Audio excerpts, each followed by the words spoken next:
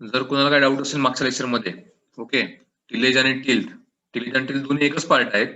तर lecture number वेगवेगळे, lecture number 2 lecture number 3 about tillage, in the definition, what are different characteristics of tillage, what are the ideal tillage, different instrument used for tillage, types of tillage, primary tillage, secondary tillage, intercultivation tillage, on season off season tillage, कुठले instrument आपण कुठल्या ठिकाणी use करतो, त्या सॉइलवर काय impact होतो. Okay, tillage करताना कोणते कोणते फॅक्टर महत्वाचे आहेत, क्रॉप फॅक्टर, सॉइल फॅक्टर. नंतर आपण टिल शिकलं, what is mean bye tilt, it is ideal condition after obtaining after the till operation used for the sowing purpose. Okay, you know what is characteristics, its definition, what is the type of ideal tilt. Okay, even we see the different types of modern concept tillage. Okay, modern concept tillage आलं कुठून, okay, सुरुवात झाली घटना, या सगळ्या गोष्टी महत्वाच्या आहेत.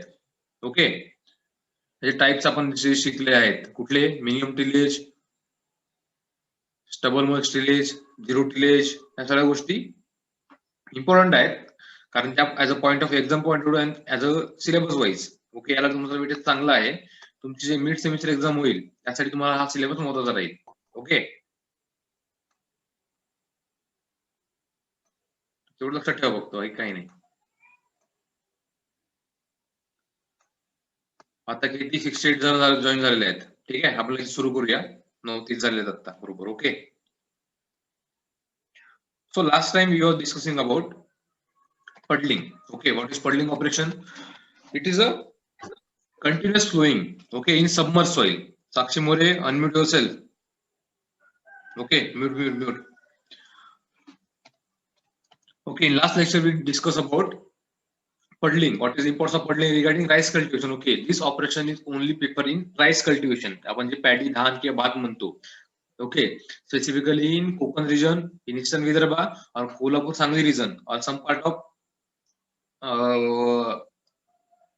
Marathwada. Okay, Parbhani or Hingoli, some part there is also paddy cultivation, but very in little quantity. Okay, so puddling is the operation that is followed in rice cultivation. Okay, it is used for the transplanting of rice. आपण जे लावणी करतो भाताची, okay, आपण आधी seedling तयार करायची, मग seedling तयार झाल्यानंतर आपण त्याला मेन फील्ड मध्ये ट्रान्सप्लांटिंग करतो.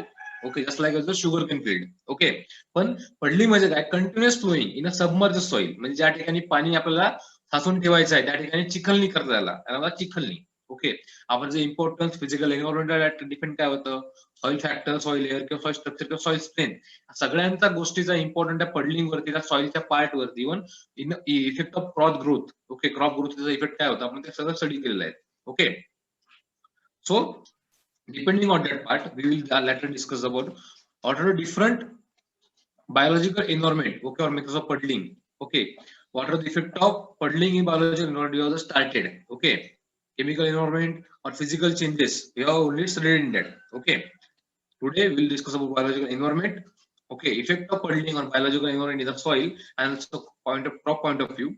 And next method of puddling. Okay, there are different instruments, wetland puddler, helical bed puddler, or even tractor down puddler also there they present, or even the flow, the flow effectively used as a puddling operation. Okay, so biological, what is the effect of puddling on biological environment? Okay, the important organisms of submerged soil are azolla, blue-green algae, denitrating and rhizosphere bacteria.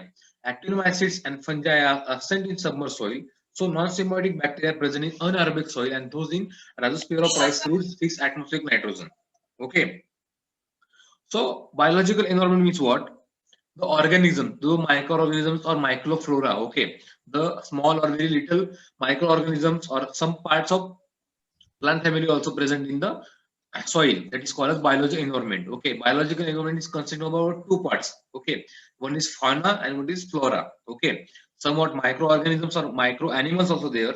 Okay, and there is some also plant species, so it's called as biological environment. Okay, there are some very minute particles or minute organisms. Okay, just like as fungi, bacteria. Okay, there are some also some large animals, just like as your nematodes.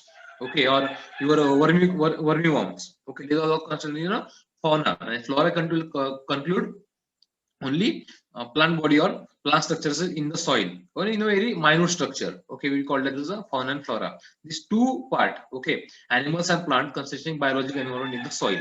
Okay, so due to puddling operation, okay, what will happen? Okay, we continuously flowing the soil in water condition. Okay, आपण चिखलणी केल्यामुळे काय की त्याच्यामध्ये पूर्ण जे मातीचा थर आहे तो पूर्ण एकत्र होईल. त्याच्यामुळे काय की जे अजोला आहे, ओके, ब्लूगिन अल्गी डिनॅटिक हे जास्त प्रमाणात त्या ठिकाणी येतात. ओके, अजोला किंवा ब्लूगिन अल्गी हे राईस साठी खूप आवश्यक असतात. Okay, because they fix nitrogen from atmospheric nitrogen into the soil. Okay, तुम्ही जर अजोला पाहिले असेल, okay, Azolla it is nothing but a vegetable और it is a plant structure. Okay, present on the surface of water, okay, which means atmospheric nitrogen into the water and into the that soil.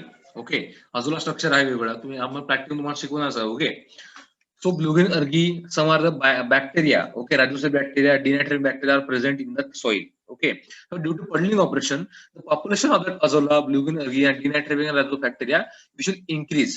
Okay, but actinomycetes and fungi will absent in submerged soil. Okay, आपण जे puddling operation करतो त्याच्यामुळे कळलं की जे actinomycetes आणि some fungi आहे, okay, ते absent राहतील because there is continuous submerged condition or continuous water condition. Okay, to grow actinomycetes and fungi there need to be a soil. Okay, soil त्यांना एक hard soil किंवा compact soil पाहिजे for the growth of actinomycetes and fungi. Okay, but the condition is puddle condition, submerged condition or there is a watery condition. त्या ठिकाणी actinomycetes and fungi grow होत नाही. Okay, पण अझोला, bluegill अर्गी, डिनॅट्रिपिंग and rhizopsis bacteria हे चांगल्या प्रकारचे growth होतात. Okay, in that, okay, non-symbiotic bacteria present in anaerobic soil and those in rhizopsis of rice roots. Okay, azotobacter, you know very well. Okay, azotobacter, it is a non-symbiotic bacteria. It is present in anaerobic soil. Okay, anaerobic soil and aerobic soil. Okay, consider that two words, anaerobic and aerobic side. Anaerobic, in that there is no air. Okay, in submerged soil, in puddle soil, so we add more water. We have given a submerged puddle condition. For that, there is no air. Okay, only watery condition that happens. So there is a condition is called aerobic condition. Okay, for that, non-symbiotic bacteria such like as azotobacter will grow in that rhizosphere near the roots of the paddy crop or rice crop, which will fix atmospheric nitrogen and give nitrogen to the soil or give nitrogen for the use for the rice crop. Okay, then second point is for maintaining standing water in the field throughout the growth period of rice is possible with only important tillage operation, that is puddling. Okay, फक्त puddling मुळेच आपण त्या राईसच्या cultivation साठी किंवा rice प्लांटिंगला किंवा rice ग्रोथला continuous त्या ठिकाणी standing water असला पाहिजे, म्हणजे वॉटर किंवा पाणी आपण धरून असलं पाहिजे आणि आपण त्याला चिखलीला पडलिंग करतो. त्या पडलिंग शिवाय दुसरा ऑप्शनच नाही आपल्याला ते पाणी धरून ठेवण्यासाठी. ओके, तुम्ही नॉर्मल सोईंग करतो तसं तुमच्याकडे आता दुसरा कोणता क्रॉप असेल, शुगर केन, कापूस, कुठला क्रॉप असेल त्या ठिकाणी तुम्ही पडलिंग ऑपरेशन करू शकत नाही, त्या ठिकाणी पाणी धरून राहत नाही जमीन. पण due to for cultivation of rice puddling is very necessary. Okay, so puddling is flowing the land with the standing water. Okay, what is the puddling? Okay, you will get a definition or you will get the idea about puddling. Okay, how to create puddle soil or how to create puddling in the soil for cultivation of rice. Okay, so puddling is flowing the land with standing water so as to create an impression layering below the surface to reduce the deep percolation losses of water and to provide soft seed bed for planting the rice. Okay, puddling means what? Continuous flowing. आपण continuous नांगरणी करतो in the standing water. आपण ज्या ठिकाणी पाणी साचलं आहे किंवा ज्या ठिकाणी सबमर्ज सॉइल आहे त्या ठिकाणी पाण्याची क्षमता जास्त आहे त्या पाण्या सॉइल मध्ये, त्या ठिकाणी आपण कंटिन्युअस फ्लोईंग करतो, नांगरणी करतो, जेणेकरून काय होईल कंटिन्युअस त्या पाण्याच्या ठिकाणी आपण नांगरणी केली त्याच्यामुळे कळलं की जेवढे पण सॉइलचे पार्टिकल्स आहेत, क्ले असेल, सिल्ट असेल किंवा सँड असेल, हे सगळं सेपरेट होईल. ओके, कंटिन्युअस आपण फ्लोईंग करायची त्या ठिकाणी आणि त्या सेपरेट झाल्यानंतर सगळे जे क्ले पार्टिकल्स आहेत किंवा सिल्ट किंवा सँड पार्टिकल्स आहेत, सॉइल पार्टिकल्स, ते सेपरेट झाल्यामुळे काय होईल त्यांचं सेपरेशन होईल पूर्ण त्या पाण्यामध्ये किंवा त्या सॉइलमध्ये. ओके, आणि जे हेवी पार्टिकल्स आहेत सँड किंवा सिल्ट खाली जमा होईल एकदम खालच्या लेअर मध्ये, पाणी वरती तरंगेल आणि क्ले आणि पाणी वरती चिकन माती म्हणतो. ओके, जे क्ले पार्टिकल्स आहेत आणि पाणी आहे ते एकत्र वरती तरंगतील आणि जो खालचा सरफेस सॉइलला लागलेला एकदम सब सरफेस त्या ठिकाणी सिल्ट आणि सँडचा एक इम्परफेक्ट लेअर तयार होईल. Okay, it is called as a minute. Okay, it is called as a impression layer. Okay, below the surface. Okay, which will reduce the percolation. त्या ठिकाणी कळलं ज्या ठिकाणी आपण सरफेस आहे, ओके, या ठिकाणी आपण चिखलणी केली आहे वरच्या भागामध्ये. ओके, हा पाणी आहे वरचा, समजून घ्या पाणी असल्यासारखं. ओके. आणि इथं आपण कंटिन्युअस फ्लोइंग केली आहे, त्याच्यामुळे त्याचं सेपरेट होईल, तिथं पार्टिकल सेपरेट झाले या ठिकाणी. Okay. Separation of silt, sand and clay. Okay. Clay आणि वॉटर या दोघांनी या ठिकाणी मिक्स होईल पूर्णपणे पाण्यामध्ये. ओके. पण जो खालचा लेअर आहे या ठिकाणी सँड आणि सिल्ट, ओके, याचा एक थर जमा होईल. त्याच्यामुळे काय होईल की जो पाणी खाली जाणार असेल पर्क्युलेशन पाण्याचे, ते या ठिकाणी होणार नाही. ओके. पाण्याचे लॉस या ठिकाणी होणार नाही, म्हणून त्याला म्हणतात डीप पर्क्युलेशन त्या ठिकाणी होणार नाही. सो त्याच्यामध्ये काय पडलिंग ऑपरेशन आपण कंटिन्युअस फ्लोइंग केल्यामुळे काय की पाणी त्या ठिकाणी जास्त प्रमाणात राहील. Okay. The condition of the soil due to puddling is called as puddle. Okay. जे कंडिशन आपल्याला भेटेल, जसं आपण म्हटलं की the condition of soil after the tillage it called as tilth. Okay, so condition of the soil due to puddling or after puddling it is called as puddled. Okay, it is called as puddle or puddle soil. Okay, and the soil is called as puddle soil. Okay, simple word आहे. During puddling operation, individual soil particles with sand, silt and clay are separated. तो आता सांगितलं की जे individual particles आहेत soil मधले, आपण puddling केल्यामुळे कंटिन्युअस फ्लोइंग केल्यामुळे त्या सॉइलच्या पाण्यामध्ये सिल्ट, सँड, क्ले, ओके, हे सगळे सेपरेट होतील. ओके. दस पडलिंग डिस्टर्ब द कंटिन्युटी पोर स्पेस. त्याच्यामुळे काय की जे पण सॉइल स्ट्रक्चर आहे तो डिस्टर्ब झाला आहे. त्याच्यामुळे जे पण पोरोसिटी किंवा आपण जे भुसभुशीतपणा सॉइल तो नाहीसा झाला त्याच्यामुळे. ओके. त्याच्यामुळे पोर स्पेस कमी झाली. ओके. पोर स्पेस कमी झाली, त्याच्यामुळे बल्क डेन्सिटी वाढली. ओके. आता आपण व्हॉल्यूम कमी केलं सॉइल, त्यामुळे जे कॉम्पॅक्टनेस सॉइलची वाढलाय. ओके. खाली ज्या ठिकाणी जो थर जमा झाला त्या ठिकाणी कॉम्पॅक्टनेस जास्त प्रमाणात वाढलेला आहे. त्याच्यामुळे काय की जो पूर्णपणे जो सॉइलचा स्ट्रक्चर जो डिस्टर्ब आहे, it is a very bad thing or it is very disorder of this puddling operation. It is destroy the soil structure due to the reduction of pore spaces and increase the bulk density of that soil. Okay. Similarly, the soil layer with high moisture below the flow soil is compacted due to the weight of the flow. Okay, the soil particles separated with the puddle settle later. Okay. परत काय आपण soil layer मध्ये त्या ठिकाणी हाय moisture, ज्या ठिकाणी पाण्याचं content जास्त आहे त्या ठिकाणी आपण कंटिन्युअस फ्लो करत आहोत, ज्यामुळे फ्लो सोल जो असतो, ओके, आपण जो नांगरट करतो, नांगराचा जो शेवटचा पार्ट असतो त्याला टोक जो होतो नांगराचा, ओके, त्याला फ्लो सोल म्हणतात. त्याच्यामुळे कॉम्पॅक्ट करतो जमीन सुद्धा, आणि ज्या ठिकाणी एकदम लेअर असेल त्या ठिकाणी जेवढे पण आपण सॅन्ड आणि सिल्ट पार्टिकल आहे, मोठे मोठे पार्टिकल्स आहेत त्या ठिकाणी सेटल होतात आणि त्या ठिकाणी एक कॉम्पॅक्ट लेअर तयार होतं. ओके. तुम्ही जर शेतामध्ये गेला, तुमच्या ठिकाणी पॅडी कल्टिवेशन आहे किंवा त्या ठिकाणी राईस कल्टिवेशन करतात, after the harvesting of rice तुम्ही बघाल की त्या ठिकाणी एकदम हेवी आणि कॉम्पॅक्ट लेअर तयार झालेला असतो. ओके. त्या ठिकाणी काय की बल्डन्सी वाढली, त्याच्यामुळे त्या ठिकाणी पोरोसिटी आपण जे भुसभुशीतपणा म्हणतो तो फार कमी प्रमाणात असतो. Okay. Sand particles reach the bottom over which silt particles settle and finally clay particles fill the pores. Okay, thus making impervious layer over the compacted soil which causes water stagnation or submerged condition of the field. Okay. आता काय तुम्हाला सांगितलं की sand particles हे बॉटमला त्या सरफेसला जाऊन बसतात. Okay. आणि त्या सेटल होतात, ठिकाणी सिल्ट पार्टिकल सेटल होतात त्यात, आणि परत जे क्ले पार्टिकल्स आहेत आणि ते सिल्ट पार्टिकल ते एकत्र त्या ठिकाणी सिल्ट आणि सँड पार्टिकल बसले त्या ठिकाणी जाऊन परत ते बसतात. त्याच्यामुळे पूर्णपणे ते पूर्ण पॅक होतं जमीन खालची, त्याच्यामुळे ते पाणी खाली जात नाही जमिनीच्या, त्याच्यामुळे पाणी त्या ठिकाणी वरती राहतो. ओके. हा बेसिक सायन्स आहे पडलिंगचा. ओके.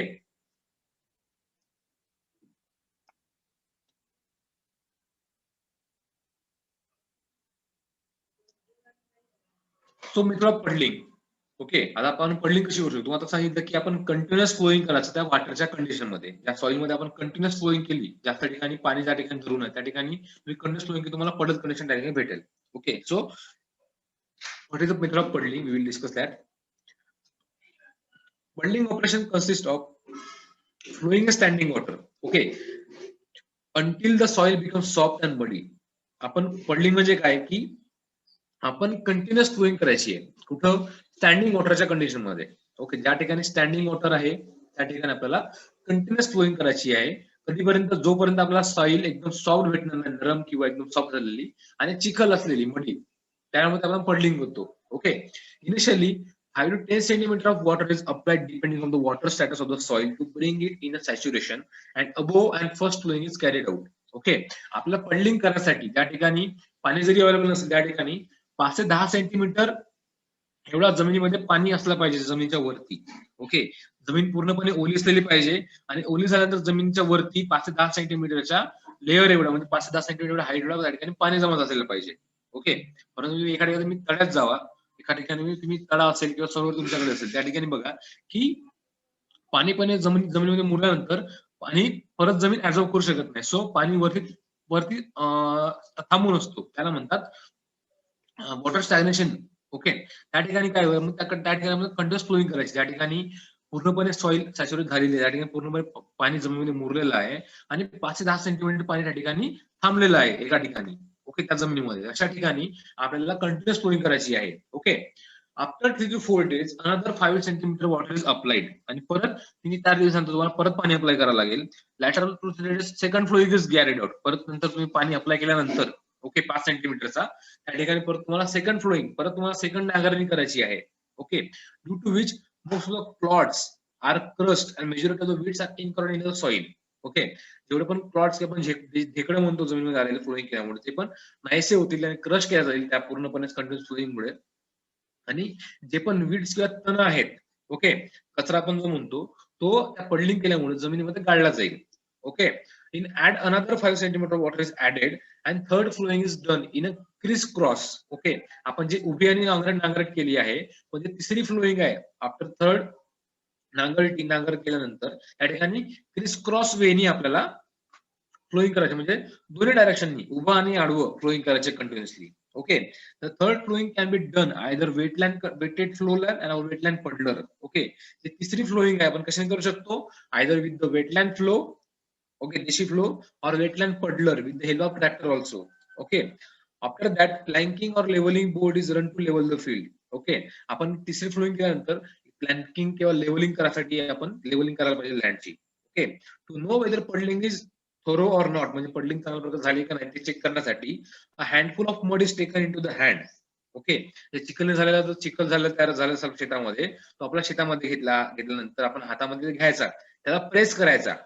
प्रेस केल्यानंतर जर पूर्ण तो चिखल किंवा आपल्या हातामध्ये जी माती आहे ती पूर्णपणे दाबल्यानंतर, प्रेस केल्यानंतर तो आपोआप बाहेर पडली, समजा की पडल आपली सॉइल चांगल्या प्रकारे झालेली आहे.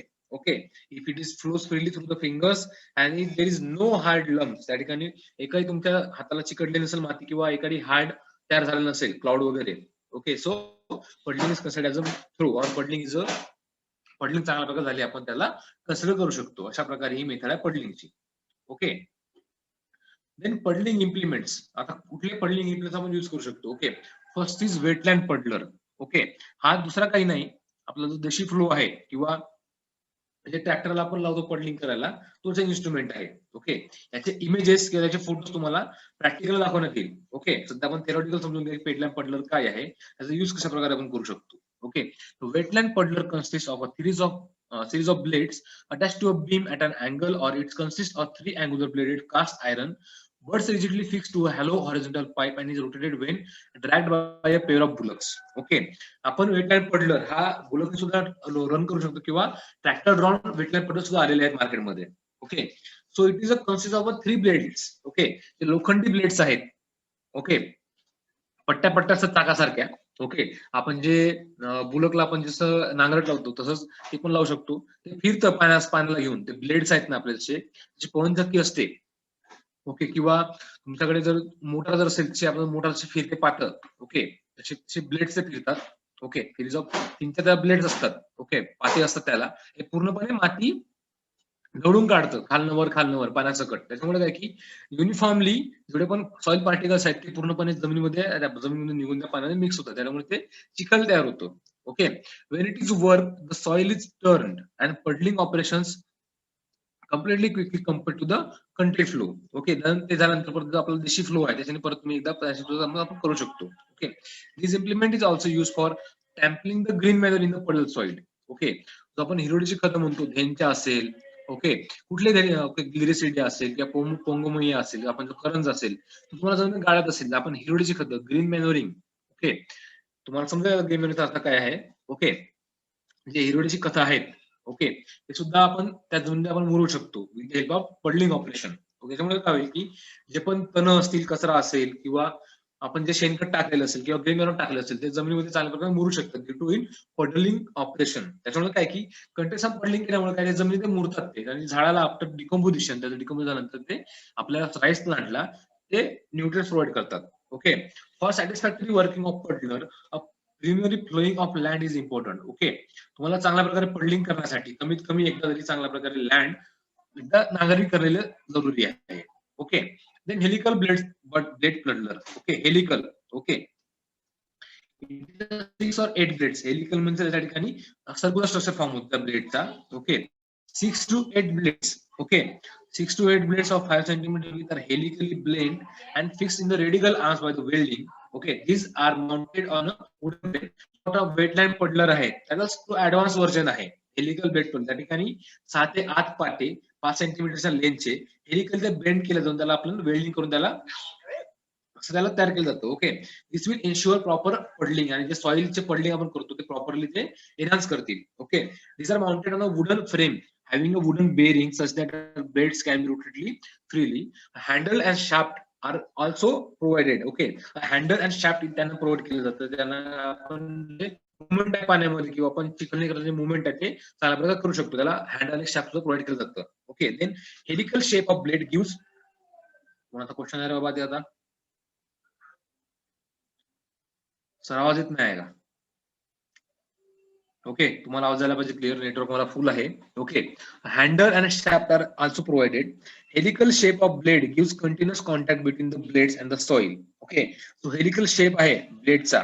ओके, तो कंटिन्युअस कॉन्टॅक्ट मध्ये राहील त्यासाठी ब्लेड्स आणि सॉइल मध्ये. त्याच्यामुळे काय की जे पण सॉइल पार्टिकल्स आहेत ओके ते चांगल्या प्रकारे मिक्स होईल पाण्यामध्ये. Okay, while operating an implement the soil is continuously sliced and weeds are cut and buried into the soil. Okay, जेव्हा आपण हा हेलिकल ब्लेड प्लडर आपण यूज करू तो जर ऑपरेशन कसं होईल की तो कंटिन्युअसली स्लाइड जे आपण जे सॉइलचे पार्टिकल सॉइल मधलं आहे ते सॉइलचे जे पूर्ण कट करेल, सॉइलला स्लाइस करेल. ओके, आपण जसं नांगरणी करतो प्रकारे हा पडलर काय करेल सॉइल तो कट करत जाईल आणि जे पण तण किंवा वीड्स असतील ते सुद्धा कट करून जमिनीत गाडण्याचा प्रयत्न करेल. Okay, it is a helical butt puddler. Okay, and there is another way. Tractor drawn implements, okay, tractor drawn puddler can be effectively used for puddling by attaching the cage wheels to prevent sinking the tractor. Okay, आता tractor puddling करू शकता. ट्रॅक्टरला सुद्धा puddler. Okay, there is a instrument called as cage wheels. Okay, cage म्हणजे काय? केज म्हणजे पिंजरा. Okay, तर चाकाच आपण तुम्ही बघाल की जसे ट्रॅक्टर चाक आहेत त्यालाच आपण अटॅच करू शकतो. ओके, त्याच साईजने सर्क्युलर पिंजरा असतो तो चाकासारखा. ओके, जसं आपलं याचं चाक असते आपल्या बैलबंडीचं तसंच ते चाक असतात फक्त त्या ट्रॅक्टरच्या चाकाला अटॅच करतात जे पूर्ण जमिनीत फिरवतात त्या पडलं कंडिशन. त्यामुळे झालं की ट्रॅक्टरच्या जमिनीत फसणार नाही आणि कंटिन्युअस पडलिंग होईल. Okay, similarly power tiller is also use for puddling by wooden plank or levelling plot. Okay, power tiller आपण यूज करतो त्याच्यात सुद्धा आपण ते करू शकतो पडलिंग ऑपरेशन. ओके, अशा प्रकारे हे इन्स्ट्रुमेंट आहेत. Desi plough, wetland puddler, helical tractor drawn implements और power tiller can effectively use a puddler operation. Okay, अशा प्रकारे आपलं लेक्चर झालेलं आहे regarding tilth, definition, characteristics and ideal teeth, modern concept tillage at minimum tillage, zero tillage, double machine, their advantages, disadvantages, what is their meaning and what is meaning of puddling, importance of puddling regarding biological properties, in soil properties or crop properties, and what are different instruments we are used for the puddling operation and in which crop, rice crop ला कशा प्रकारे rice puddlingचा effect चांगल्या प्रकारे होऊ शकतो. Okay, त्याचे disorder सुद्धा आहेत. सॉइल स्ट्रक्चर पूर्ण डिस्ट्रॉय होऊ शकतं. Okay, so I am stopping the screen share. If you have doubt, you can ask the question regarding tillage and teeth. Okay, 5 मिनिटं आपल्याकडे आहे. सेकंड लेक्चर तुम्हाला स्टार्ट करायचं आहे. तोपर्यंत तुमची व्हिडिओ ऑन करा. मला अटेंडन्स घेत आहे 100 जण आहेत. सगळ्यांनी व्हिडिओ ऑन करा आता आणि कोणाचा डाऊट विचारा regarding tillage and tilth crop. Okay, कोणाला डाऊट आहे लगेच विचारा, काही प्रॉब्लेम नाही.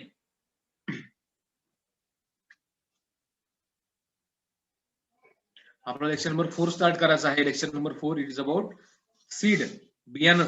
ओके, झाडाचे जे बियाणं आपण लावतो त्याच्या प्रमाणात आहे. सगळ्यांनी व्हिडिओ ऑन करा, मला अटेंडन्स घेऊ द्या. एक क्वेश्चन आला आहे काय सर आवाज येत नाही. अरे बाकीच्यांना आवाज येत आहे रे, बाकीचे व्हिडिओ पण ऑन झालेले आहेत. तुमचा नेटवर्क चेक करा बाकीच्यांचा.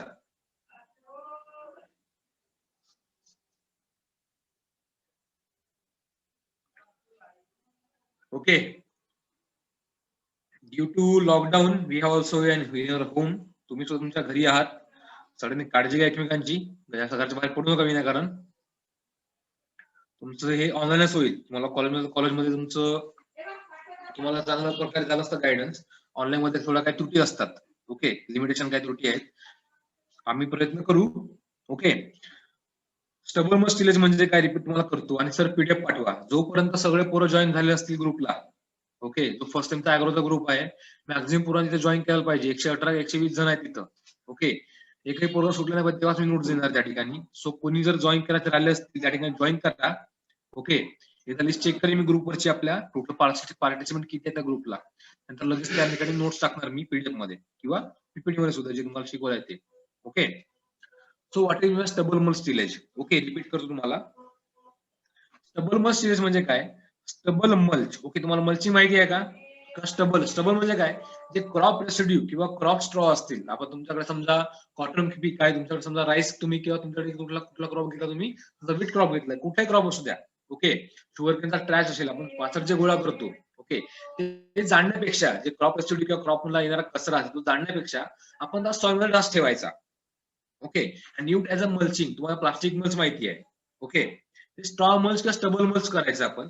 त्या ठिकाणी आपण ते फ्लोईंग करायची, फक्त डायरेक्ट सोईंग करायची. त्या ठिकाणी आपण किलो% कमी करायचे. ओके, कंटिन्युअसली तो स्टबल किंवा स्ट्रॉ आपण जमिनीमध्ये पसरून ठेवायचा, नाही पण काहीतरी इव्हापोरेशन लॉस कमी होईल, त्याचं इरोजन कमी होईल. ओके, त्याच्यामुळे जास्त प्रमाण organic matter decompose organic matter add होईल, तो जमिनीचं चांगल्या प्रकारे सुधारेल. ऑर्गॅनिक मॅटर किंवा ऑर्गॅनिक कार्बन त्या ठिकाणी ऍड होईल. ओके, आणि त्या ठिकाणी तुम्ही डायरेक्ट सोईंग करायची.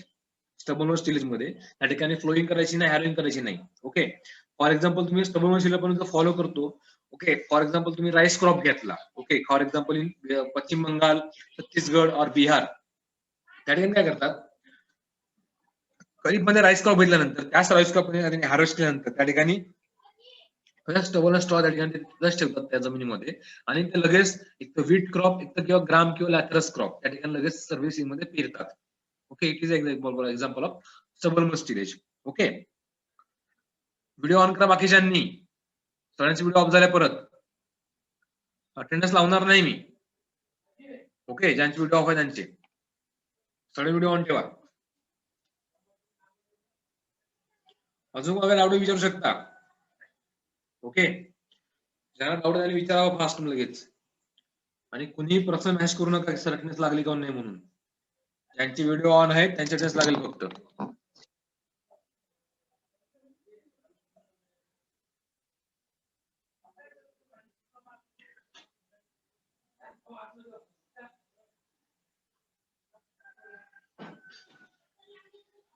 अजून वगैरे डाऊट आहे का विचारू शकता, लगेच विचारा. 1 मिनिटामध्ये 2 मिनिटामध्ये क्लिअर करता येईल आपल्याला.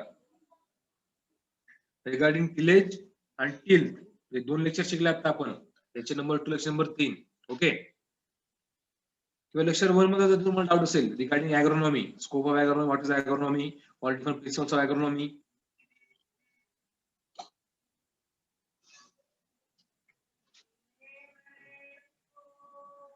Okay, next lecture is about our. Sir हा बोला. ते ट्रॅक्टरच्या चाकाला ते लावून जी फिरवतात आपल्या नांगरणीमध्ये, ती काय असतो सर? त्याला आपण म्हणतो cage wheel. Okay, cage wheel, cage म्हणजे पिंजरा. ओके, लोखंडी चाकाला लावतात आपण, त्याला टायर लावतो नांगराच्या किंवा ट्रॅक्टरच्या चाकाला लावतो. ओके, त्याच्यामुळे काय होईल की जे त्या ठिकाणी आपण पडलिंग ऑपरेशन करतो राईस क्रॉप मध्ये वगैरे. ओके, त्या ठिकाणी पूर्णपणे माती पडलिंग होईल, चिखलणी करण्यासाठी उपयुक्त पडतं. ओके, त्याचे फोटोज तुम्ही नेटला डाउनलोड करू शकता. भेटला पडलं तुम्हाला जे इन्स्ट्रुमेंट सांगितलं तुम्हाला मी, तुम्ही नेटला टाका, तुम्हाला इमेज कळेल त्याचा उपयोग काय काय नाही. युट्यूबला तुम्ही सर्च करू शकता, तुम्हाला भेटेल. ओके, प्रॅक्टिकल मध्ये तुम्हाला थेरॉटिकली किंवा प्रॅक्टिकल सांगण्यात थोडासा ऑनलाईनला अडथळा येतो, तुम्ही समजून घेऊ शकता. गुगल आहे त्या ठिकाणी, युट्यूब आहे. ओके, त्यातून फायदा घेऊ शकता सर्च करताना सुद्धा. इव्हन प्रॅक्टिकलला तुम्हाला त्याची इमेज दाखवण्यात येतील. Okay, next lecture is our practical. तुम्हाला प्रॅक्टिकलसाठी मला लेक्चर तुम्हाला घेता येईल. नेक्स्ट लेक्चर आपला जो फ्रायडे लेक्चर आहे 2 वाजता दुपारचा, त्या ठिकाणी तुम्हाला सांगण्यात येईल या गोष्टी. Okay, so we start our next lecture. अजून कोणाला डाऊट विचारू शकता आता आपण. ओके सर बोला. चिखल जास्त तयार केल्यामुळे फायदा होतो त्याच्या पिकाला? फक्त राईस क्रॉपला होईल, बाकी दुसऱ्या क्रॉपला होणार नाही. म्हणजे काय होतो फायदा त्याचा? अरे राईस क्रॉप कधी बघितलाय का? पॅडी क्रॉप बघितलाय कधी? बघितलाय का? बघितलं. काय घरी पिकं कुठले आहेत? ऊस, भात, ऊस आहे. भुईमूग वगैरे सर्व आहे ते. भात लावता का? होतं की. डायरेक्ट लावतं की पडलिंग करून लावतं, ट्रान्सप्लांटिंग करून लावतं, कसं लावतं? नाही, आम्ही डायरेक्ट लावतो. ओके, डायरेक्ट लावतो. डायरेक्टचा पण काही फायदा नाही, पण त्या ठिकाणी पाणी लागतं आपल्याला. हा डायरेक्टला पाणी लागतं, सॉइल मध्ये जास्त प्रमाणात पाणी पाहिजे. ओके, हा कधी कधी काय होईल, ज्या ठिकाणी जास्त पाऊस पडतो त्या ठिकाणी पडलिंग इनिशियल होईल. त्याचा फायदा कसा, हा की जेवढे पण तण येणार आहे, तुम्ही हँडविडिंग करता. ओके, हा नंतर आपण कोळपणी करतो किंवा हर्बिसाइड मारता. ओके, पडलिंग केल्यामुळे काय की जे पण येणारे तण आहेत ते त्याच्यामध्ये काढले जातील. ओके, आणि जे भाताला जे उपयुक्त कंडिशन आहे चांगली, पाणी धरून असणारी जमीन, त्या ठिकाणी ते डेव्हलप होईल. So puddling operation is mainly cultivated only for rice cultivation. Okay, rice cultivation 2-3 methods आहेत. ड्राय सीडिंग आहे, डायरेक्ट सीडिंग आहे, पडलिंग ट्रान्सप्लांटिंग कंडिशन आहेत. 4-5 मेथड आहे राईस कल्टिवेशनचा. Depending upon the soil type, depending upon the labour, ज्या ठिकाणी labour जास्त आहेत, सॉइलची टाईप कशी आहे, ज्या ठिकाणी वॉटर अवेलेबिलिटी किती आहे, ओके, त्याचं क्लायमेट कसं आहे, त्या ठिकाणी ते पडलिंग असेल, डायरेक्ट सीडिंग असेल, ते डिपेंड करतं. ओके, तू जर असेल इकडे कुठे कोकणामध्ये असेल त्या ठिकाणी पडलिंग तुला दिसणार, पण तू कोल्हापूर साईडला ये किंवा सातारा सांगली साईडला ये, पडलिंग कमी होत जाईल आणि डायरेक्ट सीडिंगचा वापर जास्त होईल. परत तू पश्चिम बंगालमध्ये, ओडिशामध्ये किंवा बिहारमध्ये त्या ठिकाणी पडलिंग जास्त प्रमाणात होतं. Okay, so depending upon that region puddling किंवा पडलिंग न घेणे ते डिपेंड करतं फार्मरला, पण ते राईस साठी उपयुक्त जास्त आहे, कारण राईसची चांगल्या प्रकारे त्या ठिकाणी ग्रोथ होतं. ओके, अजून काय डाऊट कोणाला?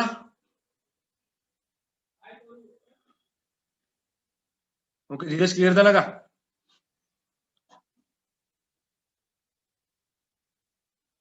Okay, then lecture number 4 about seeds is definition. What is the characteristics of quality seed?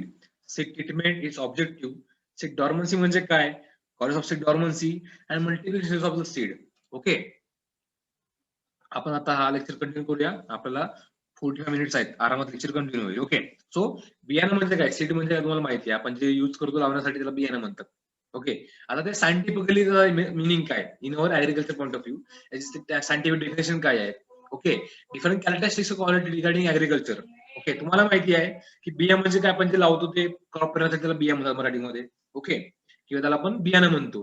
Okay, characteristic असलं पाहिजे, तो चांगला असला पाहिजे, दिसायला बोल्ड असला पाहिजे, फास्ट असलं पाहिजे, त्याची ग्रोथ चांगली, त्याचे कॅरेक्टरिस्टिक किंवा क्वालिटी झाल्या. ओके, आपण परत बियाणाला औषधी लावतो, त्याला आपण सीड ट्रीटमेंट म्हणतो. ओके, थायरम असेल, कॅप्टन असेल, रायझोबियम, वेगवेगळे इन्सेक्टिसाइड, फंगिसाइड और इव्हन हर्बिसाइड आपण त्याला ट्रीटमेंट करू शकतो. त्याला म्हणतात औषधांना बियाण्याची ट्रीटमेंट करणे, किंवा फंगिसाइड असेल किंवा बायोफर्टिलायझर, जैविक खते, ते सुद्धा आपण औषध म्हणून त्या बियाणा लावू शकतो. बिफोर द सोईंग आपण पेरण्याच्या त्यांना लावू शकतो. त्याला आपण सीड ट्रीटमेंट कुठल्या प्रकारे करू शकतो, आहे त्याचे ऑब्जेक्टिव्ह काय सीड ट्रीटमेंटचे, वॉट आर डिफरंट, त्याचे उद्दिष्ट काय ते आपण बघणार आहोत. आणि सीड डॉर्मन्सी म्हणजे काय, की काही वेळेस काय होतं, की तुम्ही पेरता पण ते सीड उगवत नाही. ओके, पण त्याचा डॉर्मन्सी पिरियड असतो, म्हणजे काय की क्रॉपला काही वेळेस किंवा त्या बियाणाला असं स्पेसिफिक एन्व्हायरमेंट लागतं, त्याशिवाय तो उगवत नाही. ओके, डॉर्मनंट म्हणजे झोपलेला अवस्था, सुस्त अवस्था त्याला म्हणतात, की तुम्ही त्याला पाणी घाला, खत घाला, पण ते बियाणं उगवत नाही, कारण डॉर्मन्सी. ओके, सुप्त अवस्था, झोपलेली अवस्था त्या बियाणाची, तो जागा नसतो, अर्धवट मेलेला असतो. पण ऑप्टिमम जर त्याला कंडिशन भेटली, त्याला मग तो ऍक्टिव्ह होतो, त्याला आपण त्याला व्हायटल सीड म्हणतो, तेव्हा तो जर्मिनेट होईल. Okay, so this is dormancy regarding that point of view. So what are different causes और what are different reasons to act as a seed dormant. Okay, आणि मल्टिप्लिकेशन ऑफ सीड म्हणजे आपण जे तुम्ही जे बियाणं मार्केटमध्ये घेता, ओके, ते फुल सीड आहे, कुठले सीड तुम्ही बियाणं घेता ते आपण बघणार आहोत. Okay, multiplication stages of the seed म्हणजे काय, तुम्ही जर बघाल की आता एखादी नवीन व्हेरायटी मार्केटमध्ये आली असेल, ओके, तो सायंटिस्ट आहे किंवा एखादा ब्रीडर आहे, ओके, ऍग्रिकल्चर सायंटिस्ट किंवा ब्रीडर असेल, ओके, त्यानं नवीन माल शोधून काढला, नवीन व्हेरायटी शोधून काढली आहे, त्याकडे बियाणं फार कमी असतात सुरुवातीला.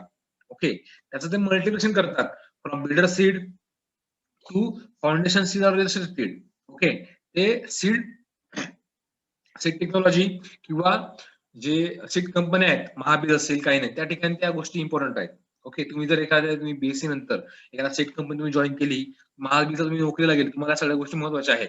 Okay, it is a part of seed technology. Okay, ते आपण बघणार आहोत. मध्ये सगळ्या गोष्टी येतात, तो एक पार्ट मला महत्वाचा आहे. तो एकाने अॅग्रो 111 ऍग्रो 111 मला बेसिक काय आहेत लागणाऱ्या गोष्टी ऍग्रिकल्चर मध्ये तो सिलेबस आपल्याला शिकायचा आहे. ओके, आतापर्यंत काय शिकला आपण, ऍग्रोनॉमी म्हणजे काय, डिसिप्लिन्स मध्ये काय येतात, त्याचं मिनिंग काय, त्याचा स्कोप काय ऍग्रोनॉमीचा इन ऍग्रिकल्चर. देन टिलेज म्हणजे काय, आपण जे जमीन मशागत करतो त्याला टिलेज म्हणतात, त्याचे वेगवेगळे टाइप्स आहेत. ओके, टिल शिकला आपण आणि बाकी गोष्टी आता शिकल्या आपण. लेक्चर नंबर 4 अबाउट सीड, बियाणं. Okay, it is an all the regarding inputs, आपण जे शिकतो ते इनपुट्स आहेत. Okay, so what is meant by seed? Seed is any material. It is for planting or propagation or sowing, whether it is in the form of seed of food, fodder, fiber, vegetable crops or seedling, tubers, bulbs, rhizome, roots, cuttings or grafts and other vegetative propagated material is defined as seed. Okay, seed म्हणजे काय, बियाणं. बियाणं कसं येऊ शकते, व्हेजिटेटिव्हली और actively. वडिलांकर mute स्वतःला. 1 second.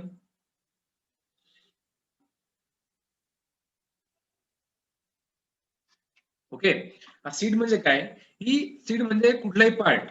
Okay, it is any material, any part of the plant.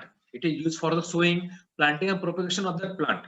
Okay, whether it is in the form of seed of fodder, seed of food, seed of fibre, seed of vegetable crops और seedlings, tubers, bulbs, rhizome, root cuttings और grafts. वडलरकर चला mute ठेव. राजा कोडी चुकले audio on करू नका. तुम्हाला जेव्हा क्वेश्चन विचारते तेव्हा तुम्ही ऑन ठेवा audio.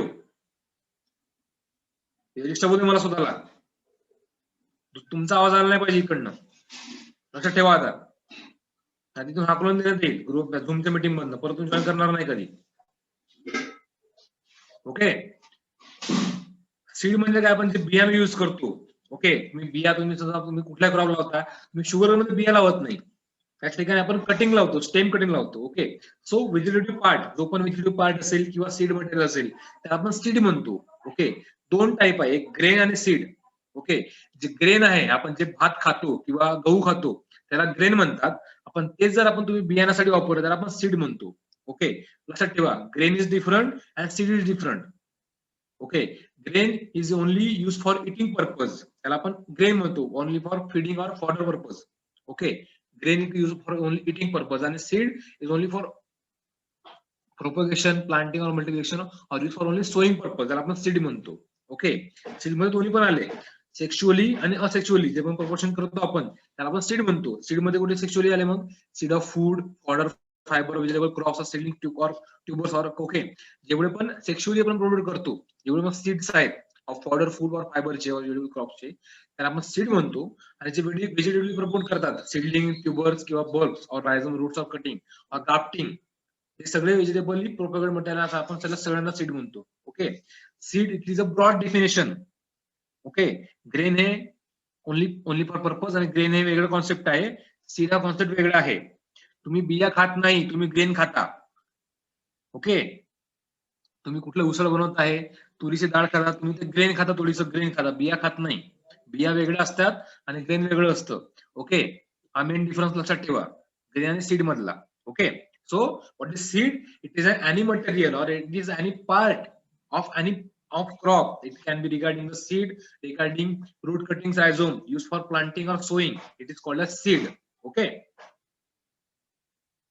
so what are different characters of good seed? जो आपण बियाणं यूज करतो क्रॉप लावण्यासाठी, तो कसा असायला पाहिजे.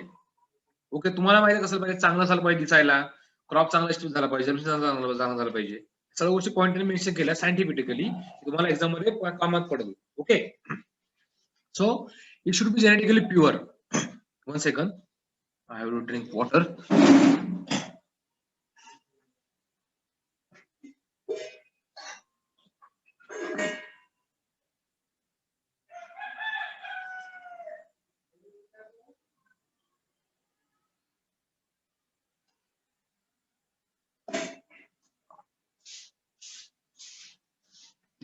Okay, so characteristics of good seed. It should be genetically poor, should exhibit or bear true morphologies or genetically characters of the particular variety or hybrid of the crop. It must be true to its type. It means what? Seed should be genetically pure. Okay, in 12th standard, okay, you have passed 12th standard, you have studied already genetics. Okay, genetics law of Mendel, you have already studied. Okay. Genetically pure means what, तुम्ही जरी एक crop तुम्ही बियाणं लावलं, समजा तुम्ही तुरीचं पीक लावलं, ओके, तूर, ओके, तूर क्रॉप पीक त्याला म्हणतो, तुम्ही जर तूर लावला तो जेनेटिकली प्युअर असला पाहिजे. ओके, त्याच्याकडे दुसरे कुठले इम्प्युरिटीज नसल्या पाहिजे त्या ठिकाणी. ओके, आपण जो बियाणं वापरलाय, समजा तुमच्याकडे 36 ऊसाची व्हेरायटी आहे. ओके, 86 सगळ्यांना माहिती असलं पाहिजे या ठिकाणी पश्चिम महाराष्ट्रातील विद्यार्थी असतील जास्तीत जास्त, त्यांच्याकडे घरी ऊस असेल. 86 ही ऊसाची व्हेरायटी, त्याला प्लांटिंग करता आपण काय लावतो, ऊसाचे बेणे लावतो. Okay, it is a stem cutting, so it is called age a seed. हे सुद्धा सीड आहे, स्टेम कटिंग. ओके, त्याला आपण सीड मटेरियल सुद्धा म्हणतो. ओके, सो जेनेटिकली प्युअर असला पाहिजे म्हणजे काय, त्या ठिकाणी दुसऱ्या क्रॉपचे किंवा दुसऱ्या व्हेरायटीचे जीन्स मिक्स झाले नाही पाहिजे. Okay, so it should B genetically pure. Okay, जेव्हा आपण त्याला सोईंग करतो, ओके, सोईंग केल्यानंतर काय, त्याला जर्मिनेशन होईल. ओके, ते सेम व्हेरायटी आहे. Okay, for example 86-032 in sugar cane.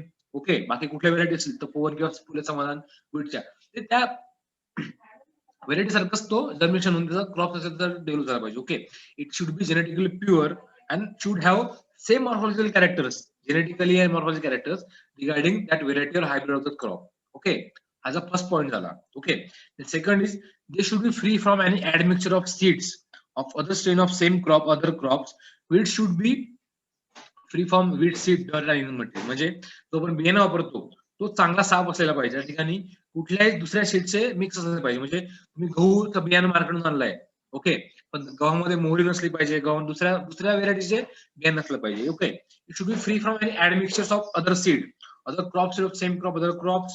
Okay, किंवा जे पण वीटची बियाणं असतात, इव्हन काय काय आपल्याकडे फार्मर बघा की रिगार्डिंग पॅडी क्रॉप फार्मर्स जे भात लावतात किंवा दुसरे कोणते क्रॉप लावतात रिगार्डिंग ग्राउंडनट. ओके, जे फार्मर्स ते मार्केटून काय काय बियाणं घेत नाहीत, ते त्यांच्याकडे जे बियाणं तेच वापरतात.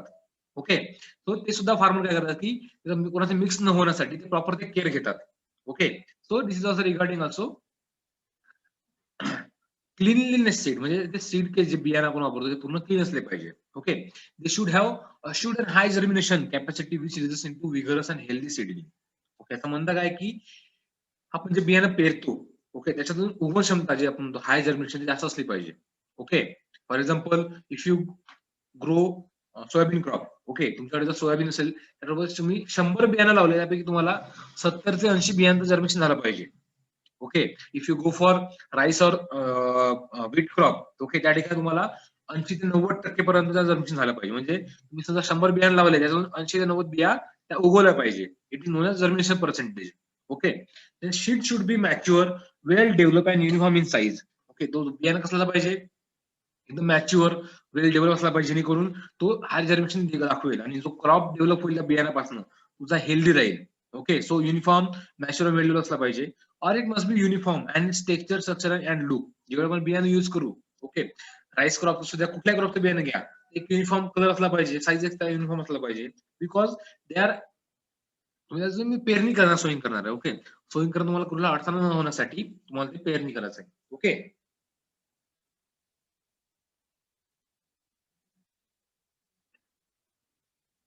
So then should be free from diseases, breeding organism of pest. Okay, जे पण तुम्ही बियाणे वापरताय त्यांच्यावर कुठले पण डिसीज नसले पाहिजे किंवा कुठलेही पेस्ट नसले पाहिजे. ओके, तुम्ही बघू शकता की काही काही बियाण्यामध्ये, ओके, तुम्ही मार्केटमधून घेऊन या की तुमच्या स्वतःच्या घरचे वापरा.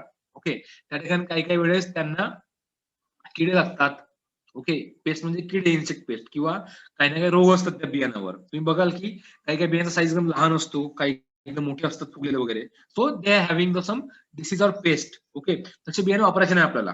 Okay, so they should be free from diseases and pest. Okay, it should be dry, not mouldy in case of cereals. Okay,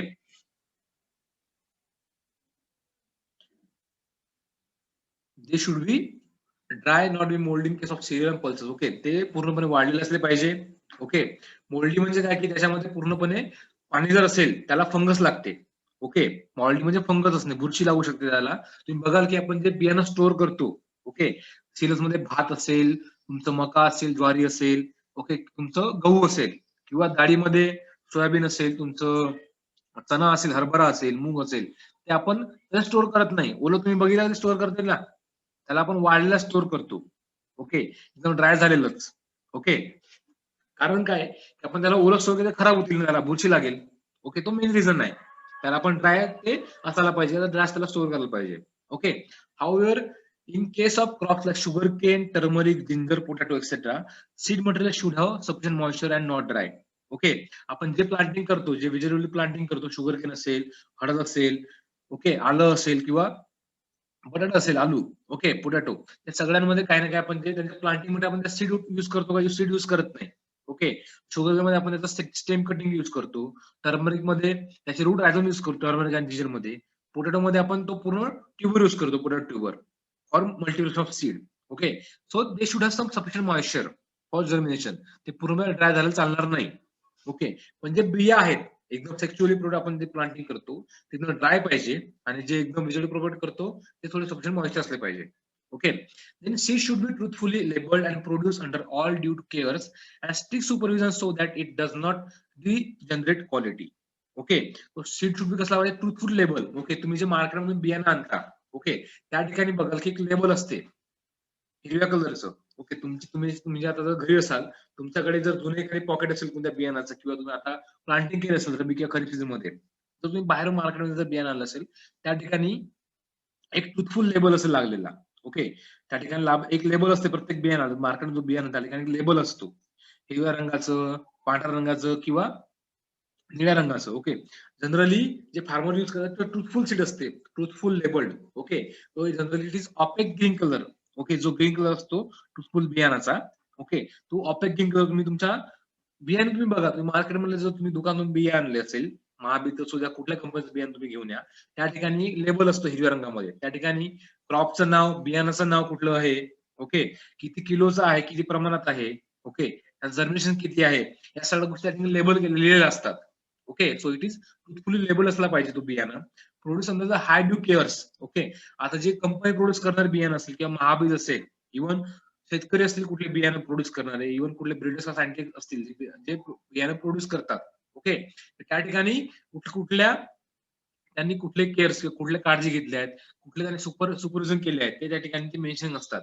okay. आणि ते केले पाहिजे for to maintain that quality. Okay. जर आपण केलं नाही, त्याच्यामुळे काय की जे बियाण्याची येणारी क्वालिटी असेल ते खराब होईल. ओके. फॉर एक्झाम्पल बघाल की मागच्या वर्षी, ओके, पाऊस सुद्धा जास्त प्रमाणात पडला, पण मराठवाडा रिजन मध्ये, विदर्भ रिजन मध्ये किंवा काही प्रमाणात पश्चिम महाराष्ट्रामध्ये ज्या ठिकाणी शेतकऱ्यांनी सोयाबीन क्रॉप पेरलं. शिंदे मृत्यू स्वतःला, Raviraj Shinde.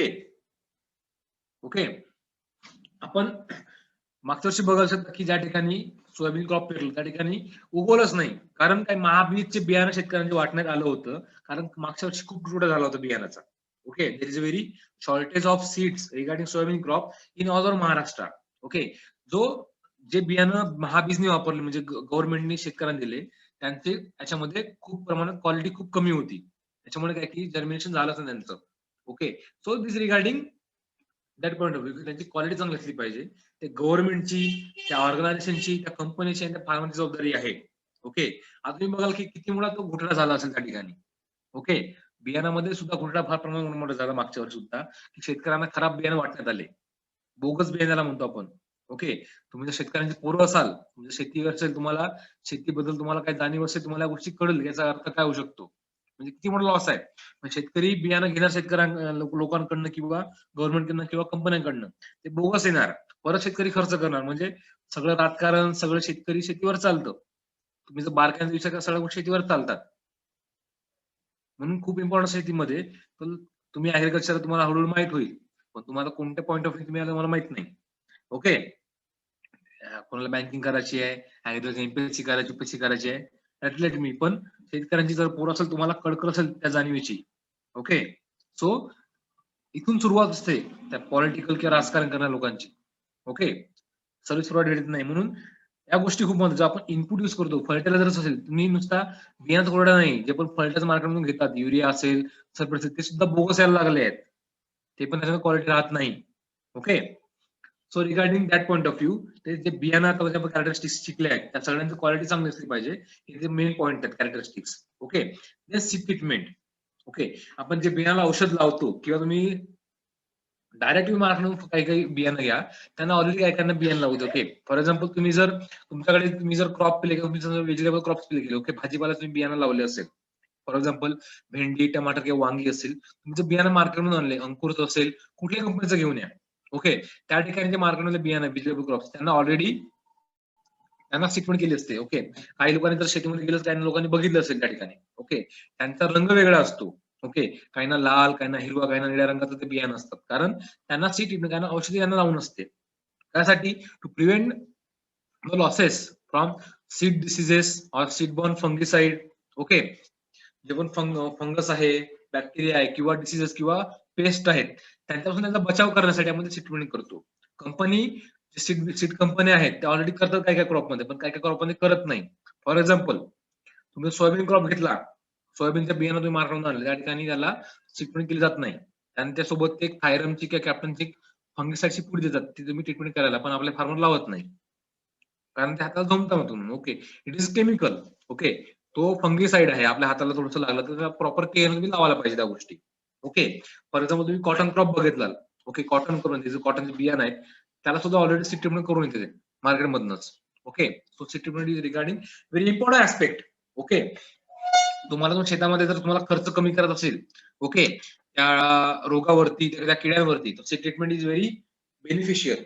Okay, what is seed treatment? We will see that it is the process of application of chemicals or for protections with fungicidal, insecticidal, bactericidal or nematodal properties to seed that prevent the carriage of insect pest diseases causing pathogens in or on the seeds. It is also enable the seed to work with seedling instructions by the soil or fungi. Okay, तू आता सांगितलं की it is application, त्याला लावणे म्हणतात, जेवढे पण chemicals आहेत, और in your bio fertilizer also. Okay, rhizobium, azotobacter, okay, PSB असेल, जेवढे पण बायो फर्टिलायझर्स आहेत ते तुम्ही त्या ठिकाणी लावू शकता. ओके, किंवा जे फंगिसाइड आहे, इन्सेक्टिसाइड्स आहेत, की बॅक्टेरियासाइड किंवा निमेटसाइड आहेत, ते सुद्धा आपण तुम्ही बियाण लावू शकता before the sowing of the crop. Okay, तुम्ही जर आता तुमच्याकडे सोयाबीन असेल, तुम्ही मार्केटमधून जर J335, फुले कल्याणी, ओके, किंवा केडीएस, जे भरपूर व्हरायटी आहेत आपल्या एमपीक्यू विटाच्या, ओके, ते तुम्ही जर घेतलं, त्या ठिकाणी सोयाबीन क्रॉपला ते सीड ट्रीटमेंट करून नसते, त्या ठिकाणी ते थायरम किंवा काही ना काही पुढे देतात, एक पांढऱ्या रंगाची असते, ते फार्मर लावत नाही आपले, ते फेकून देतात. ओके, ते लावायला पाहिजे, because it will reduce the damages of diseases and fungus. Okay, ते फंगल डिसीज प्रोव्हाइड करते. ओके, ऍज अ फॉर्म्युला आहे सीड ट्रीटमेंट लावण्याचा. मग फॉर्म्युला म्हणजे काय, एक सिक्वेन्स आहे. ओके, तुम्ही पोलीस मध्ये जाल किंवा पोलीस स्टेशन मध्ये जाल, तुम्हाला एखाद्या कंप्लेंट करायची असेल, त्याला आपण म्हणतो FIR, बरोबर आहे. FIR म्हणतो आपण, फर्स्ट इन्व्हेस्टिगेशन रिपोर्ट, बरोबर आहे. सो एक रूल आहे ट्रीटमेंट करताना सीडची, FIR. Okay, F for fungicide, I for insecticide आणि R for rhizobium. Okay, it is a bio fertilizer. Okay, सुरुवातीला तुम्ही जे ट्रीटमेंट करता बियाणाला, okay, it should be first treatment with the fungicide. Okay, सुरुवातीला आपण जो ट्रीटमेंट देतो बियाणा, तो फंगिसाइड ट्रीटमेंट असली पाहिजे. नंतर फंगिसाइड लावल्यानंतर तुम्ही त्याला इन्सेक्टिसाइड ट्रीटमेंट द्यायला पाहिजे, कुठला इन्सेक्टिसाइड घ्या, नंतर त्याला बायोफर्टिलायझर ट्रीटमेंट द्यायला पाहिजे. ओके, एक साथ न करता काही काही ठराविक वेळानं करतं, म्हणजे अर्धा तास अगोदर तुम्ही फंगिसाइड द्या, अर्धा झाल्यानंतर त्याला इन्सेक्टिसाइड ट्रीटमेंट थोडं वाढलं पाहिजे, ते लगेच ट्रीटमेंट देता येत नाही. ओके, हे सिक्वेन्स आहे त्याचा, FIR. Just like if you complain a police complaint in police station, we call it as a FIR. तो सिमिलर रूल वापरायचा. F for fungicide, I for insecticide, and R for rhizobium. That is called a biofertilizers. Okay, तुम्हाला पहिल्यांदा आपण जे बियाणाला आपण औषध लावतो ते फंगिसाइड असलं पाहिजे. दुसरं, फंगिसाइड ते वाढल्यानंतर, ओके, त्याला इन्सेक्ट लावलं पाहिजे. आणि तिसरं, ते बायोफर्टिलायझर पाहिजे. ओके, असा प्रकारचा सिक्वेन्स आहे. तुम्हाला कोणी विचारलं बीएससी झाल्यानंतर, तुम्हाला सांगता आल्या पाहिजे गोष्टी. ओके,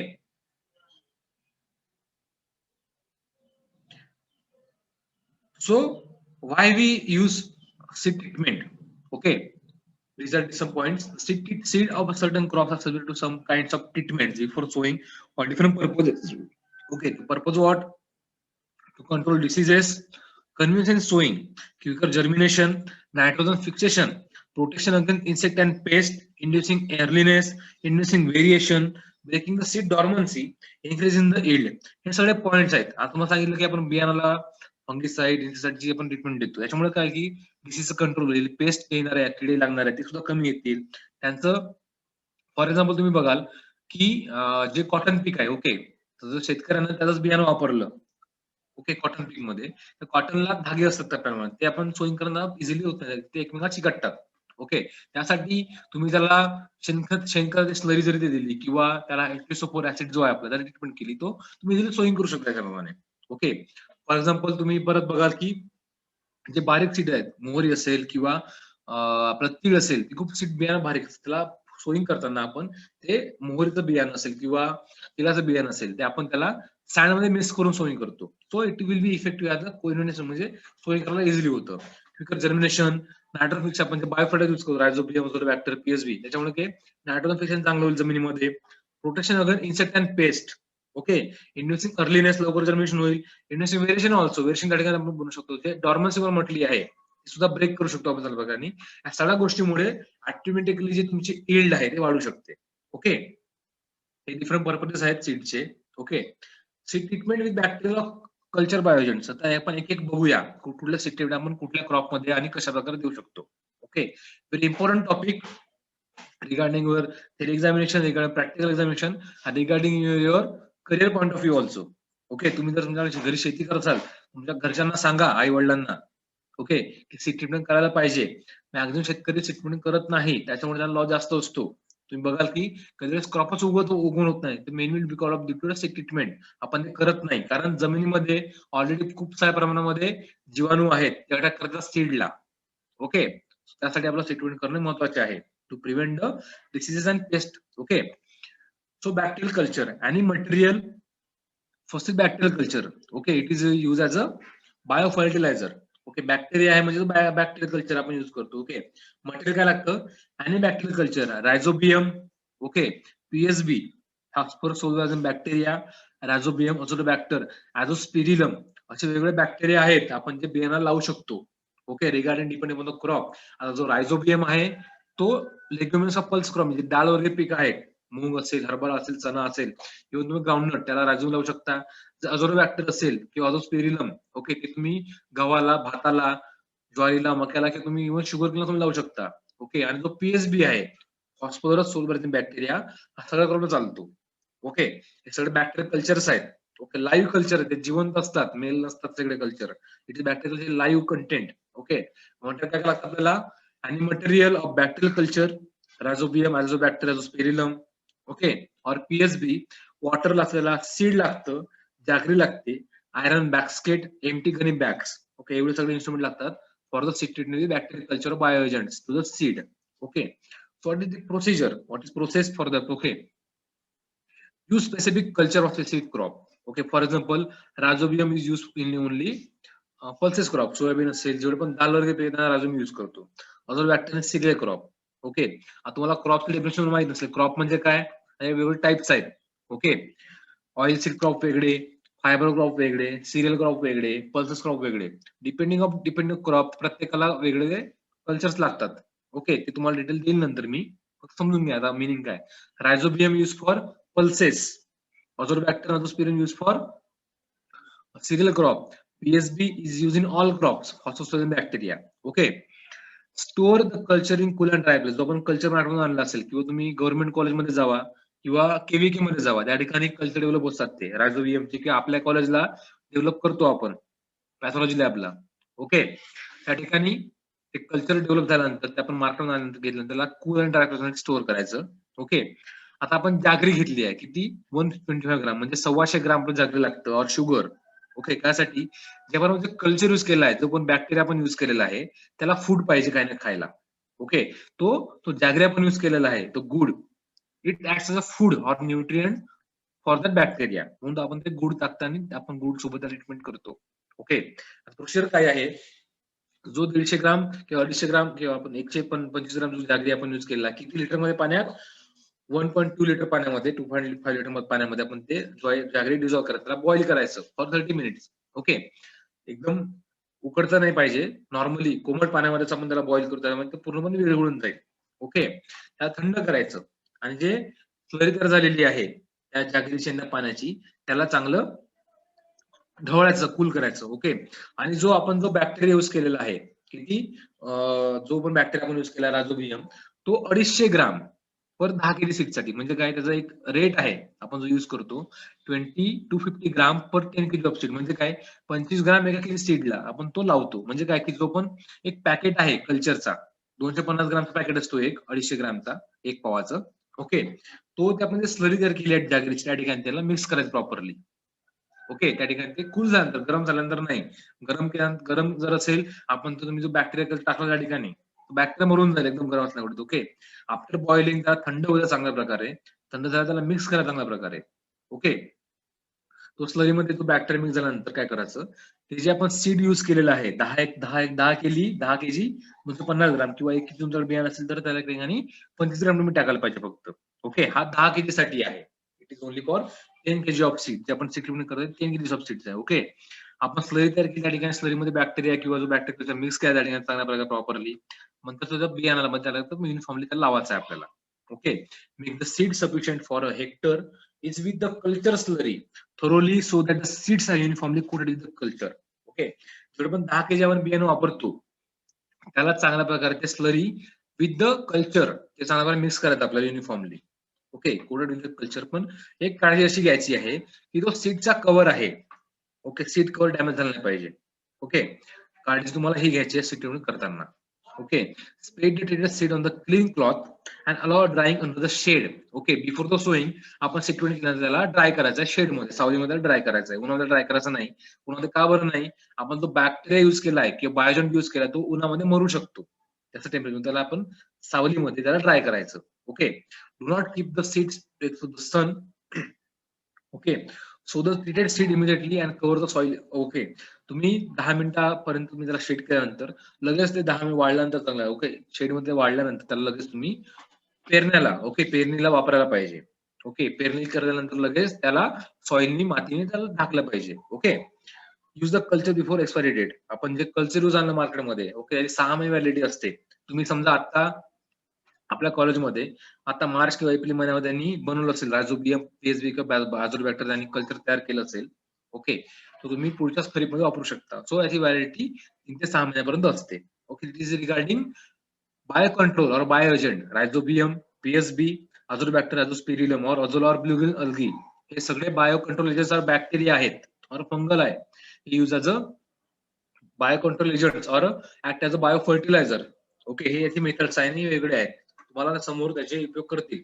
ओके, आता हे नाव आहेत बघा, तुम्हाला 4 लक्षात ठेवायचं आहे. तुम्हाला प्रोसिजर, मटेरियल कुठले यूज करतात आणि कल्चर कुठले आहेत. ओके, जे कल्चर आहेत बॅक्टेरियाचे नाव आहेत ते. ओके, बॅक्टेरिया आणि काही फंगसचे नाव आहेत. ओके, कल्चरचं आता azotobacter. Okay, azotobacter is a bacteria. It is a non symbiotic bacteria. It fix nitrogen non symbiotically in the crop plants. Okay, तुम्ही 8वी 9वीला 10वीला किंवा 12वीला तुम्ही 11वीला शिकलं असेल nitrogen fixation in the soil. Okay, rhizobium किंवा अझोरबॅक्टर आहेत, दोन्ही पण बॅक्टेरिया नायट्रोज फिक्स करतात. Okay, so azotobacter is use in cereal crops. Okay, azotobacter जो आहे पहिला तो सिरियल क्रॉप मध्ये यूज करतात. Paddy, sorghum, pearl millet, maize, sugar, cotton, sunflower या सगळ्या क्रॉप मध्ये मॅक्झिमम तो अझोरबॅक्टर यूज करतात. Okay, it is use as a non symbiotic nitrogen fixing bacteria. Okay, use in paddy, sorghum, pearl millet, मेज, sugaring on cotton crop और sunflower also. Okay, rhizobium हा generally जे पण pulse crop आहेत, दाल वर्गीय पिके त्या ठिकाणी यूज करतात. Groundnut, soybean, green gram, black gram, chickpea etcetera. Okay, आणि सगळ्यांचा रेट सारखा आहे, 250 gram per 10 kg of seed. म्हणजे 10 kg बियाणाला आपल्याला 250 ग्राम सगळे कल्चर द्यायचे आहेत. सगळ्यांचा रेट सारखा आहे अप्लाय करण्याचा. ओके, 10 kg ला 250 ग्राम, तर एका kg ला किती, 25 gram. Okay, then azospirillum. Okay, it is also use in all type of cereal crop. They fix nitrogen than azotobacter. Okay, then Benjernica. These are found in acidic soil for the cereal crop, especially of paddy. Okay, paddy मध्ये आपण चांगल्या प्रकारे use करतो बेंजिका. Then azolla, it is also use in, तुम्हाला आता सांगितलं अझोला आपण पडलिंग मगाशी बघितलं. अझोला, ब्लूगिल अर्गी, अझोरबॅक्टर ते आपण पडलिंग करत सुद्धा आपण यूज करू शकतो. Okay, azolla it is a water fern. Okay, azolla हा बायो फर्टिलायझर आहे. Okay, it is a water fern. It is a plant type. It is not a bacteria. Azolla हा प्लांट आहे. It is a water fern that assimilates atmospheric nitrogen in association with nitrogen fixing bluegill algae. Okay, it specially use in paddy field Wien it is generally water lot condition. Puddling कंडिशनला असताना आपण अजूला use करतो. पण जे dry soil आहे किंवा आपण जे मगाशी धीरजने विचारला आपल्याला क्वेश्चन, ओके सिद्धार्थने विचारला की याच्या घरी ड्राय सॉइल आहे किंवा तू डायरेक्ट प्रेझिंग करतो, त्या ठिकाणी अजूला युज करता येत नाही, पण ज्या ठिकाणी पडलिंग करतो त्या ठिकाणी अजूला चांगल्या प्रकारे युज करू शकतो. Okay, then phospho compost, it is known as PSB, phosphorizing soluble bacteria. PSB 6व्या नंबरचा पीएसबी लिहून घ्या तुम्ही. PSB, phosphorus soluble bacteria. It used in all types of crops, in all types of soil, for fixing the phosphorus in the soil to make available for the plant. Okay, it is also used a bioagent which supplies available phosphorus to the crop. Okay, PSB, phosphocompost or phosphorus soluble bacteria, PSB. लक्षात ठेवायचं सगळे cultures. Okay, याच्यापेक्षा आता रायझोबियमचं बघाल की अझोबॅक्टर बघाल. रायझोबियमचे परत types आहेत. Rhizobium japonicum is use in soybean, rhizobium leguminosarum. Okay, त्याचे बॉटनिकल नेम तुम्हाला सांगत आहो मी, scientific name. Rhizobium japonicum is use in soybean, rhizobium leguminosarum is use in gram, rhizobium meliloti is use in melilotus crop और in berseem. Okay, रायझोबियमचे जवळपास 8 ते 10 types आहेत परत, स्पेसिफिक क्रॉप साठी ते यूज करतात. ओके, तुम्हाला समोरच्या सेमिस्टर मध्ये किंवा समोरच्या लेक्चर मध्ये तुम्हाला समजतील या गोष्टी. Okay, regarding this bioculture, okay, we use as a bio herbicide or sorry bio fertiliser. This are all azotobacter, rhizobium, azospirillum, हे सगळे बायो फर्टिलायझर्स आहेत. बॅक्टेरिया आहे, फंगस आहे, वॉटर फन आहे. ओके, सॉइल बॅक्टेरिया आहेत त्यामध्ये, ते automatically fix nitrogen or automatically fix phosphorus to the plant crop. So it is called bio fertiliser. त्याचं ट्रीटमेंट देणं गरजेचं आहे क्रॉपला. ओके, वेगळ्या क्रॉपला वेगळं यूज करतो. लक्षात ठेवा, पॉईंट खूप इम्पॉर्टंट आहे. देन सीड डॉर्मन्सी, आता आपण शिकलो हे regarding bio agent. Okay, similarly for example fungicide असेल, थायरम कॅप्टन. ओके, तुम्ही जर बघाल सोयाबीन क्रॉपच्या वेळेस, तुम्ही सोयाबीन पेराच्या अगोदर तुमच्या सोयाबीन क्रॉपला, सोयाबीनच्या बियाणाला एक पांढरं पावडर चिकटलेलं असते एका पॉकेटमध्ये, त्याला म्हणतात थायरम कॅप्टन. ते सुद्धा ट्रीटमेंट तुम्ही करायला पाहिजे. तुम्हाला सांगितलं आहे FIR, पहिले fungicide, then insecticide, then biofertilizer. These azorbacter, then biofertilizers. R means rhizobium. Okay, FIR I have made as short form. Okay, FIR तुम्हाला कुठलं पुस्तक वाचायला भेटणार नाही गोष्टी, तो हा एक कन्सेप्ट आहे. पहिल्यांदा तुम्हाला देताना fungicide, then insecticide, then rhizobium means biofertilizer. Okay, insecticide कुठले आपण देऊ शकतो, कार्बिफ्युरॉन, वेगवेगळे इन्सेक्टिसाइड आहेत मार्केटमध्ये अवेलेबल, त्याची तुम्ही ट्रीटमेंट करू शकता. म्हणजे जनरली जे पॅक्ड सीड आहेत, जे सीड कंपनी पॅक करतं, त्या ठिकाणी ऑलरेडी ते ट्रीटमेंट केलेले असतात. Okay, then seed dormancy. What is seed dormancy? It is a सुप्त अवस्था. म्हणजे काय की ते बियाणं झोपलेलं असतं, तुम्ही त्याला पाणी द्या, खत तरी पण उगवत नाही, त्याला म्हणतात सीड डॉर्मन्सी, बियाणाची सुप्त अवस्था. ओके, त्याचं मिनिंग बघा. सीड डॉर्मन्सी म्हणजे काय?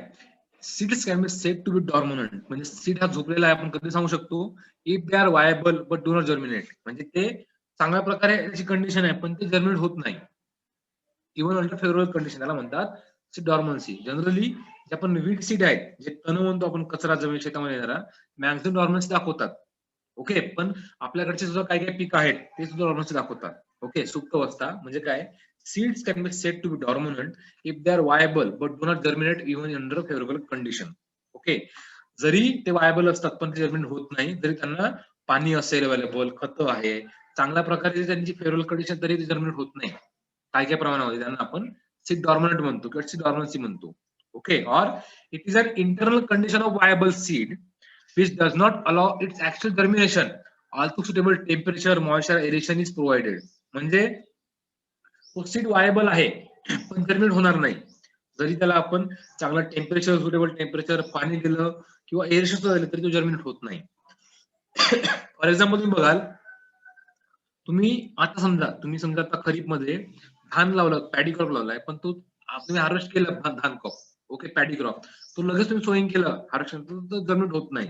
So there is some dormancy period, पण तोच क्रॉप तुम्ही पुढच्या 2 वर्षानंतर तुम्ही सोईंग करा, तो उगवण करेल. So it requires some period for germination.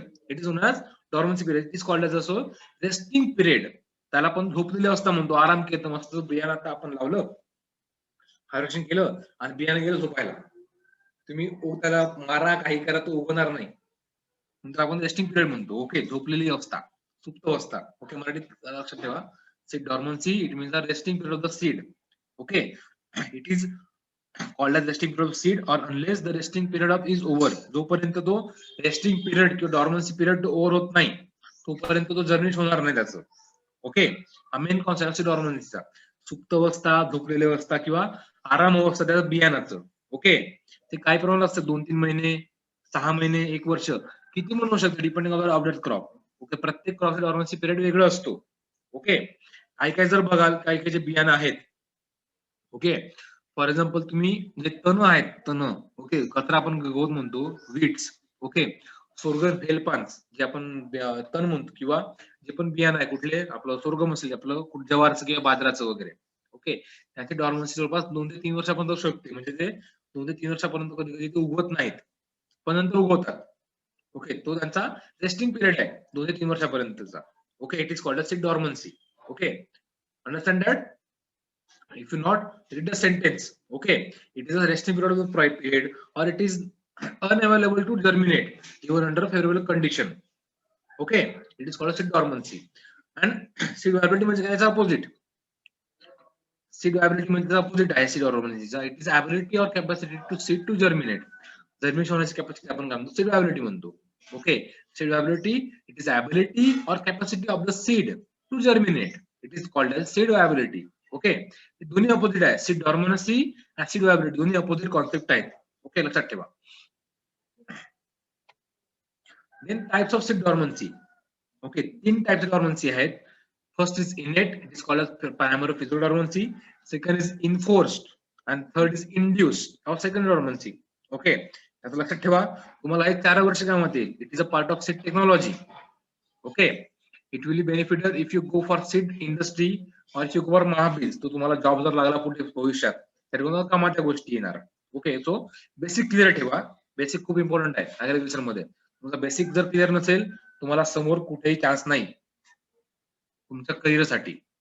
Competitive करा, प्रायव्हेट कंपन्यात जा, स्वतःचा बिझनेस टाका, तुम्हाला बेसिक जर क्लिअर नसेल तुम्हाला काही फायदा नाही. सो बेसिक क्लिअर ठेवा. ओके, तुम्हाला बेसिकच सोबत सांगण्याचा प्रयत्न करता. तुम्ही 12वी करून आलेला आहे, सीड डॉर्मन्सी म्हणजे काय तुम्हाला कळायला वेळ लागू शकतो. Okay, first is a innate dormancy. It is called as primary or physical dormancy. It is a primary type of dormancy. Okay, as a cause कसं बघू शकतो, it may be due to the genetical characters of the seed or due to the hard seed coat or immature seed embryo. Okay, आता कशामुळे होऊ शकतं हे, genetical characters of the seed. Okay, for example आता सांगितलं की जे जवार क्रॉप आहे किंवा बाजरा क्रॉप आहे त्यांची 1 ते 3 वर्षापर्यंत वायबिलिटी राहत नाही, त्यानंतर जर्मिनेट होतात. It is a characters of genetical character or it is a depending on the hard seed coat. For example, बघा, impermeable seed coat of alfalfa plant or seed coat of dormancy occurrence seed of grasses. Okay, for example, sorghum असेल, बाजरा असेल, or even sorghum helpans. Okay, जे पण grasses त्या ठिकाणी सुद्धा त्यांचा hard seed coat असतो किंवा डॉर्मन्सी असते त्यांची सीड कोट मुळे किंवा due to the genetical characters. Okay, ते जर्मिनेट होत नाही कधी कधी, त्याला म्हणतात innate dormancy or it is called primary or physical dormancy. Okay, the second is enforced dormancy. Okay, it is due to the condition of deficient oxygen, excess carbon dioxide and deep placement of seed in the soil. आता हे कशामुळे होऊ शकतं की आपण एखादं बियाणं एकदम डीप सॉइल मध्ये प्लेसमेंट केलं.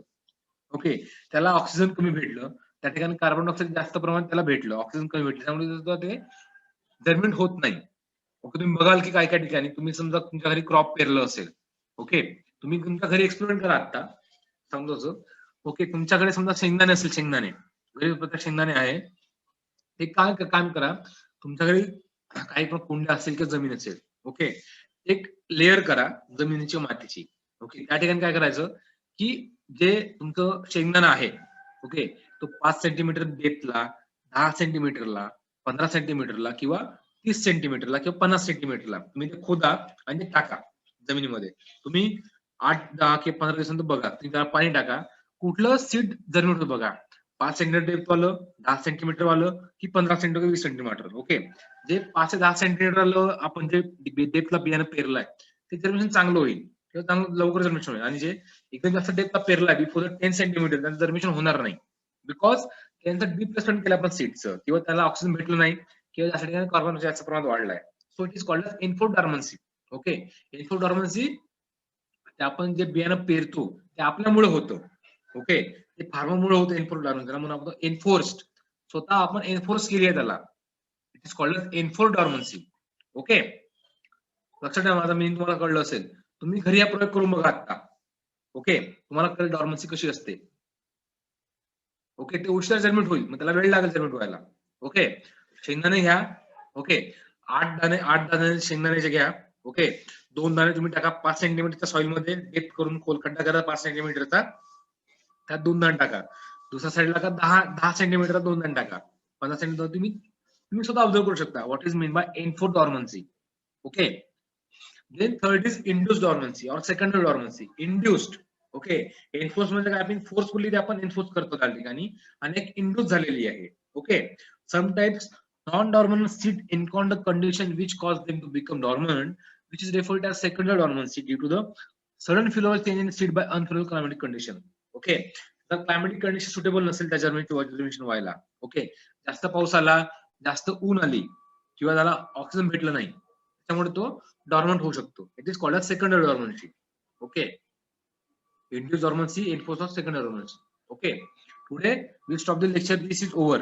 ओके, आपण जो नेक्स्ट लेक्चर आहे आज आपण कंटिन्यू करूया. ओके, टाइम झालेला आपला आता 10:45चा, म्हणून म्हटलं. Okay, I am stopping the screen clear. सगळ्यांनी व्हिडिओ ऑन ठेवा. आणि कोणाला डाऊट असेल आतापर्यंत regarding seed, what is mean by seed, its types, characteristics of seed. Okay, dormancy म्हणजे काय,